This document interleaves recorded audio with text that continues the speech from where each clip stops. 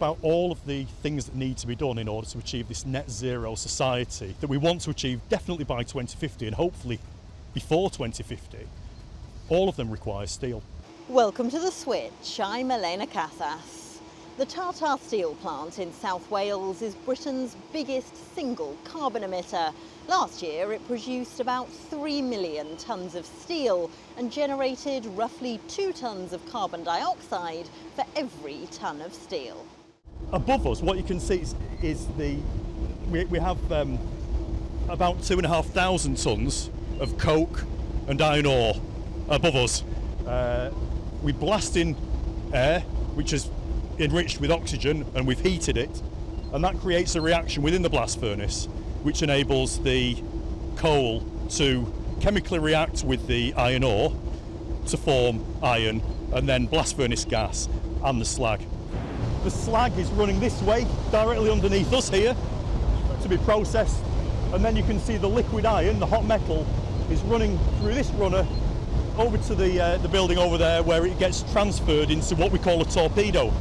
That's the container that we transfer the iron to the steel processing plant in. This stream of molten iron is at 1500 degrees Celsius, and it's been produced here at Port Talbot since 1950. The blast furnace's days are numbered though, as Tata plans to replace them with electric arc furnaces. The basic principle of electric arc furnace steel making is to melt steel scrap primarily with electricity, using a large electric current which produces an arc, creates a high temperature and melts the steel. We can put new iron into an electric arc furnace to supplement the scrap, but the real advantage of the process that we're proposing to put in is that it's far more carbon efficient, so far less CO2 is emitted. The highly carbon-intensive process of steelmaking produces between 7 and 11% of the world's CO2, according to estimates, and decarbonisation is very expensive.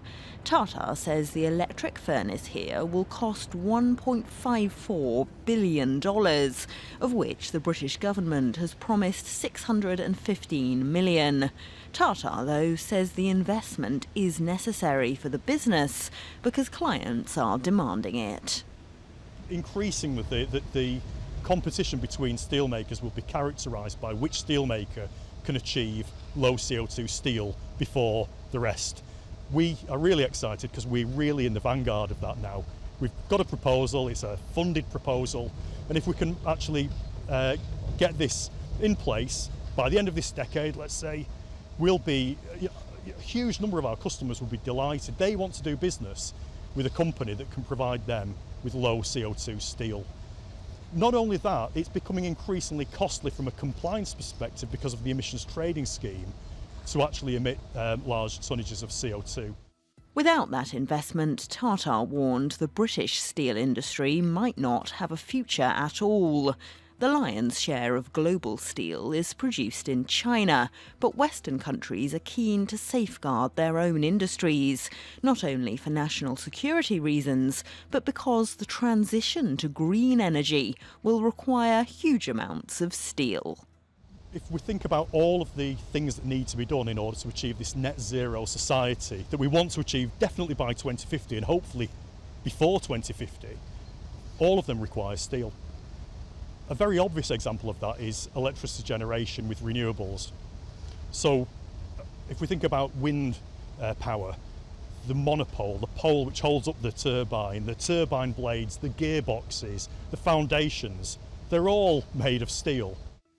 The company has looked at other solutions, including carbon capture, but it concluded there is no alternative to decarbonisation.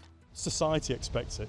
We need to get to a point where we don't emit CO2. It's becoming unacceptable for a progressive, responsible company to be a big emitter of CO2. So we think we think that decarbonisation is absolutely imperative, and we need to do it quickly. And the good news is we've got a proposal under which it will happen quickly.